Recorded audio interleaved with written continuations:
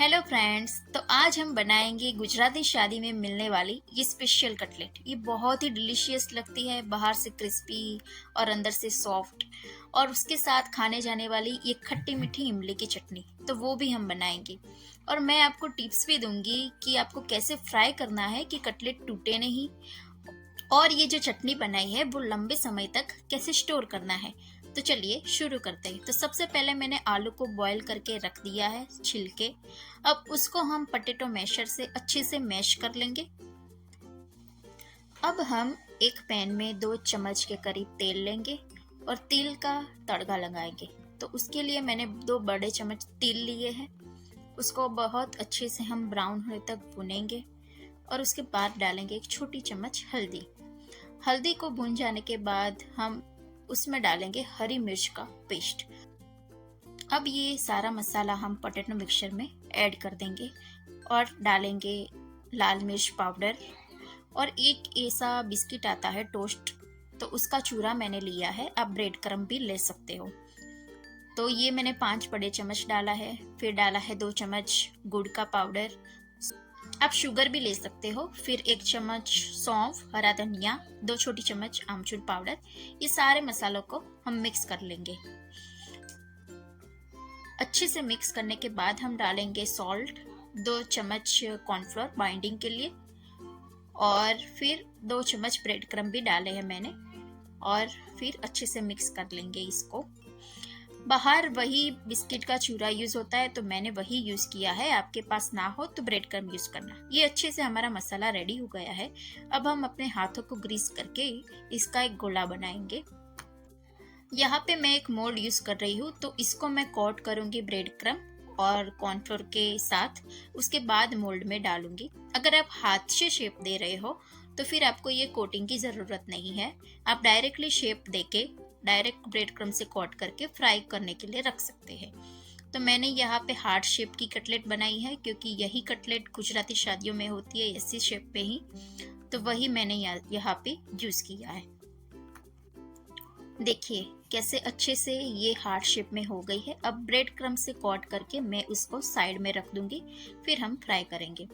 तो मैं दूसरी भी बना के दिखाती हूँ कि फिर से मैंने एक गोला बनाया है, उसको अच्छे से कोट करूंगी। कोट इसलिए करना है कि अच्छे से मोल्ड में से निकल जाए। फिर हम दोनों साइड से ऊपर और नीचे से अच्छे से उसको फिल कर लेंगे। और फिर उसको दोनों साइड ऊपर की तरफ से हम प्रेस करेंगे, तो वो अच्छे से बाहर सॉफ्टली निकल आएगा। ये देखिए कैसे निकल रहा है। और देखिए हमारा शेप भी कुछ बिगड़ा नहीं है, बहुत ही अच्छे से ये बन गया है। अब इसको हम फिर से ब्रेड क्रम्ब में कोट करके फ्राई करने के लिए रख देंगे। तो ऐसे ही मैंने सारी कटलेट रेडी कर दी है। और अब हम इसको फ्राई करेंगे। तो फ्राई करने के लिए मैंने तेल गरम कर लिया है। याद रखिए कि तेल मीडियम टू हाई फ्लेम पे ही होना चाहिए, स्लो नहीं चलेगा, वरना कटलेट आपकी टूट सकती है। तो आपको डेलिकेटली कटलेट को धीरे धीरे अंदर रखना है। और रखने के बाद बिल्कुल भी उसको छूना नहीं है। जब आपको लगे कि तेल थोड़ा सा क्लियर हो रहा है, तभी उसको हल्के हाथ से पलटाना है हर एक कटलेट को। अब जैसे जैसे उसको पलटाओगे दोनों साइड, ये धीरे धीरे गोल्डन ब्राउन होने लगेगा। तो वैसे सारा मसाला हमारा कटलेट का अंदर से पका हुआ ही है, तो ज़्यादा टाइम नहीं लगेगा। तो थोड़ी ही देर में ऐसे गोल्डन ब्राउन हो जाएगा, तब आपको उसको निकाल लेना है। तो ये बहुत ही ज़्यादा क्रिस्पी और अंदर से सॉफ्ट होता है। आप ये रेसिपी एक बार ज़रूर बनाइए और ट्राई कीजिए, और मुझे कमेंट सेक्शन में ज़रूर बताइएगा कि कैसी लगी। तो ऐसे ही मैंने सारे कटलेट अपने फ्राई कर लिए हैं। देखिए ये भी कितना अच्छा दिख रहा है, गोल्डन ब्राउन और सुनहरे कलर का। तो ये सारे क्रिस्पी कटलेट रेडी हो गए हैं। तो अब हम बनाएंगे उसके साथ खाने वाली खट्टी मीठी इमली की चटनी।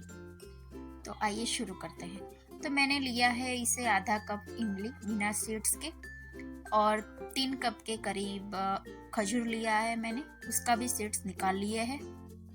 आप इसको अच्छे से चेक करना कि कोई सीड्स ना रह जाए, क्योंकि हमें ये मिक्सी में पीसना है। तो मैंने ये दोनों एक बर्तन में ले लिए हैं। तो अब हम इसमें डालेंगे गर्म पानी। इतना डालेंगे कि ये दोनों अच्छे से डूब जाए। फिर हम इसको 30 मिनट के लिए ढककर रख देंगे ताकि ये सॉफ्ट हो जाए। तो देखिए मैंने अच्छे से इसमें गर्म पानी मिला दिया है और अच्छे से मिक्स कर लेंगे इसको, और फिर हम इसको ढककर रख देंगे और 30 मिनट के बाद हम इसको चेक करेंगे। तो 30 मिनट हो गए हैं। तो देखिए आप देख सकते हैं कि कैसे खजूर और इमली फूल गया है और सॉफ्ट हो गया है। तो अब हम उसको चेक करेंगे कि अगर रूम टेम्परेचर पे आ गया है तो उसको हम मिक्सी में डाल के पीस लेंगे। तो मैंने ये मिक्सी में डाल दिया है और अब हम उसको अच्छे से पीस लेंगे। वही उसका पानी हमें यूज़ करना है और कोई एक्स्ट्रा पानी और कुछ भी यूज़ नहीं करना है। तो देखिए ये अच्छे से पीस गया है। तो अब हम इसको एक छन्नी को लेकर अच्छे से छान लेंगे, क्योंकि जो एक्स्ट्रा इमली का रेशा होता है और वो सब होता है वो निकल जाएगा। तो आप देखेंगे कि इस टेक्निक से बहुत ही कम आपका वेस्टेज होगा, क्योंकि जब हम वो हाथ से मसल कर इमली की चटनी बनाते हैं तो बहुत सारी खजूर और इमली का वेस्टेज हो जाता है। अगर आप देखेंगे तो कितना कम उसका वेस्टेज हुआ है। और ये अब हम उसको गैस पे चढ़ा के मैंने मिर्ची और जीरा पाउडर डाला है और 1 कप के करीब गुड़ भी डाल रही हूँ। अब इसको हम स्लो गैस पे 40 मिनट तक करीब उसको अच्छे से बॉईल आने देके, याद रहे कि हमें कुछ मीडियम या हाई फ्लेम पे नहीं करना है, स्लो फ्लेम रखनी है ताकि इसका अच्छे से कलर निखर के आए। आप देख सकते हैं। और जो ये ऊपर झाग बनता है वो भी हमें निकालना है ताकि चटनी क्लियर दिखे। सिर्फ झाग ही निकालना है। देखो मेरे से थोड़ी चटनी भी निकल गई है, तो वो बात आप ध्यान रखना। तो देखिए हमारी चटनी रेडी हो गई है ऑलमोस्ट, और ये जब ठंडी होगी तो और भी गाढ़ी होगी। तो ऐसे ही कंसिस्टेंसी हमें रखनी है कि ये कोट हो जाए चम्मच के साथ। और फिर आप इसको ऐसे एयर टाइट कंटेनर में स्टोर करके फ्रीज़र में रख सकते हैं और इसका यूज़ कर सकते हैं जब भी चाहे। तो ये देखिए हमारी कटलेट हमने सर्व कर दी है।